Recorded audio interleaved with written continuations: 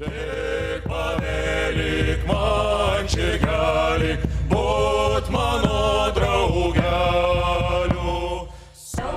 is Zsófia. I'm a PhD candidate in history at the University of Sibiu in Romania, as well as a museum curator in the Buchental Museum in Sibiu. And today I'm going to present a part of my PhD research, which I started in 2013 and I'm going to finish in 2016 in October. So the aim of my research is to reconstruct the scientific biography of archaeologist Zsófia Torma in the cultural, social, and political context of 19th century Transylvania. Before starting the paper, I will make a general introduction. So first of all, I should introduce Zsófia Torma. So who is she? She is a Hungarian pioneering archaeologist of 19th century Transylvania, about whom very few things were known. I can now say that were known. Previously I said that are known. Now I can say that were known after researching.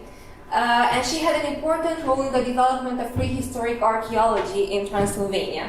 And here you can see her only known photograph. I mentioned that Zsófia Torma lived in Transylvania. So Transylvania is a historical region in Romania. It is located in the central part of the country. However, during Zsófia Torma's life, Transylvania belonged to the Austro-Hungarian Empire, and this is why her activity must be discussed in the context of Hungarian archaeology. So why is Zsófia Torma important? Why is it important to research her? Well, firstly, because she is the first woman known to be involved in archaeology on the territory of today's Romania and Hungary.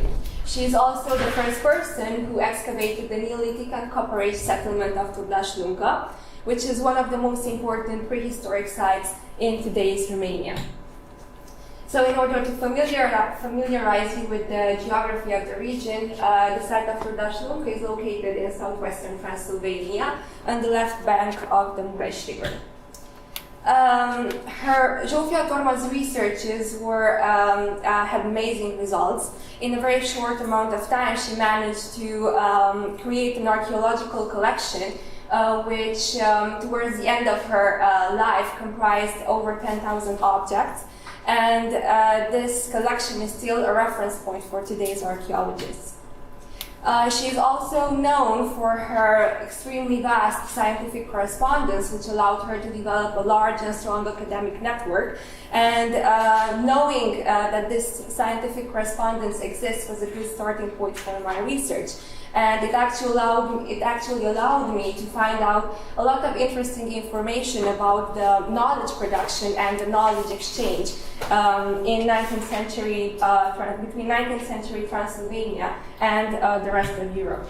So she corresponded with Hungarian scholars, with German and Austrian scholars. I will only mention Heinrich Schliemann, Johannes Ranke, Matthias Much, Albert Voss, and Paul Reinecke. And also British scholars such as John Lubbock, Henry Sayce, and Francis Haverfield. There are also French archaeologists and Serbian ones, but I will not mention them now. There's not enough time.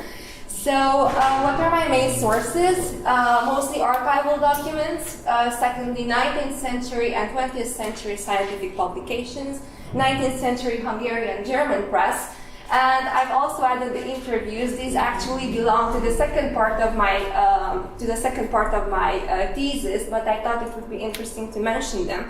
I've started an oral history project, and I'm interested in comparing the attitudes towards the site of Tudas Lunca in the 19th century and today among the scientific community, among archaeologists. So what I did is that I contacted the persons who participated on the excavations at Tudas Lunca between 1992 and 1998, as well as in 2011, and I conducted several interviews. So this includes my supervisor, who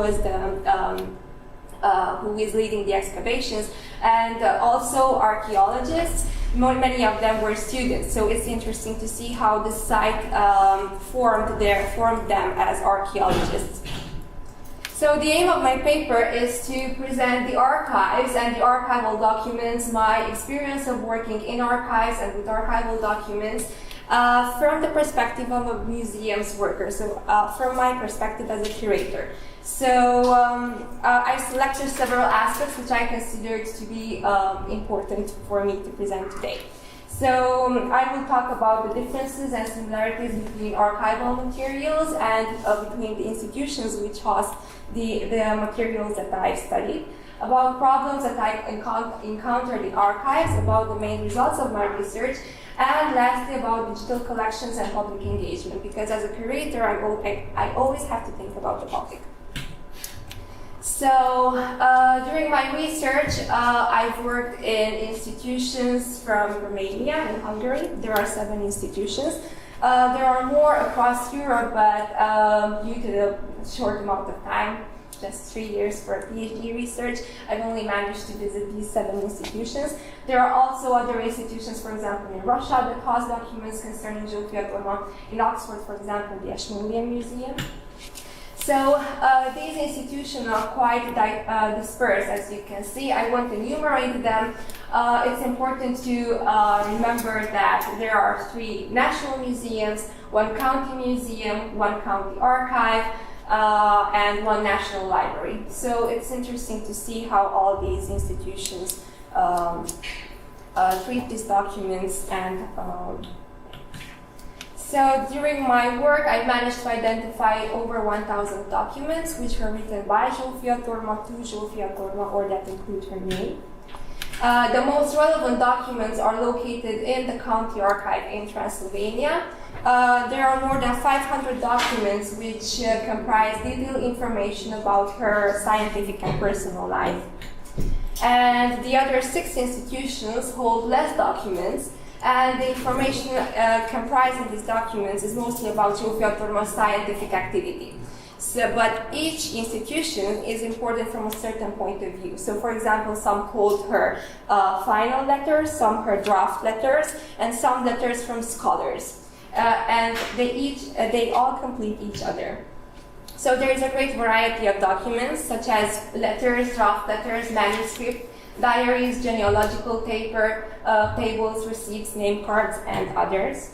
All these 7 institutions are public, which means that in theory and according to the law, they are available to anyone for research. However, when going to these institutions, several problems occur. So theoretically, the access procedures are quite easy both in Hungary and Romania. But in Romania, sometimes these procedures are overcomplicated by the staff, because in some museums, collections are sometimes treated as personal properties by curators. And the research rules are very strict both in Hungary and Romania, and for example, concerning the copying of materials. However, these rules are very often not respected in Romania. In Hungary, some documents are digitized and available to anyone, while in Romania, none of the documents is digitized. So, as you can see in this chart, I'm very interested in the state of preservation of these documents. So, as you can see in this chart, their state of preservation is good in general, then very good and relatively good, and there are only 2 deteriorated documents. However, I mentioned that these documents are in a very good state of preservation, but during my work I've observed several problems regarding the storage, the preservation, and the recording of these documents. And these might create problems in the future and affect the documents. So, for example, these are very simple things. Packaging materials such as boxes and folders are deteriorated, which means that the documents are not protected from physical damage, such from dust, from dirt, from light, and humidity. They are overfilled folders. The boxes or the folders are not clearly labeled. Documents are missing. They are not marked with reference codes, which means that they officially do not exist, and this means that they can easily disappear. Other problem is that there is no guidance provided for document handling, because not all persons are researchers, and there is also poor supervision of persons who study these documents, which means that they can at any time take the documents and leave the institution. I know cases when it happened. So what are the main results of my research? So the archival documents helped me in observing that Zsófia Torma developed an efficient marketing strategy in order to disseminate her researches and finds through attending congresses and through her correspondence. She also donated archaeological materials to scholars and institutions across Europe. For example, I have the possibility to reconstruct the path of her donations from her house until the shelves of the museum, so I exactly know where these objects were displayed and how. And for example, in case of her publications, the documents offer me valuable information about the process of publication in the 19th century. Because it was very difficult to publish and the illustrations were very expensive, so there are letters which explain that they contain advice from one scholar to the other regarding the paper on which these illustrations should be produced and where should they be printed. There is a strong connection between Zsófia Torma's personal and professional life. I've also found little information about her experience as a woman in a male-dominated scientific community. And what's very important is that I've noticed that her activity must be analyzed in the context of nationalism. I'm going to skip this because there is not enough time. As a curator, I'm very interested in what happens outside the academia. So I've noticed that in the recent years there has been an increasing interest in Zsófia Torma's activity. So there are people who undertake, outside the academia, who undertake their own research about Zsófia Torma in the archives. There is one person who created a website for her. There are persons who write online articles about her. However, the problem is that the discourse in this article is strongly nationalist, and they decontextualize and they misinterpret her theories and finds, and they offer a distorted version of history, and consequently they misinform and mislead the public. I've also received several emails in the last 3 years from people requesting information about her. So my conclusion is that the public is in need for knowledge about Zsófia Torma.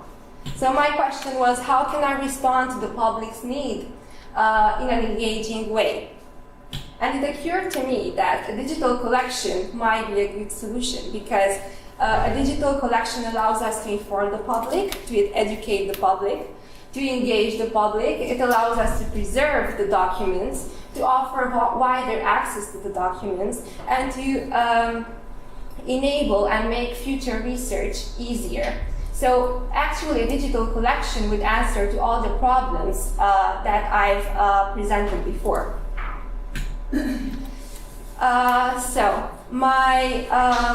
I will end my presentation with 3 questions, which we might debate in the discussion part. So, can archives help archaeology become more open and participatory? And if yes, can digitization projects and digital collections be a solution? And if yes, how can we engage people in such projects? Thank you for your attention.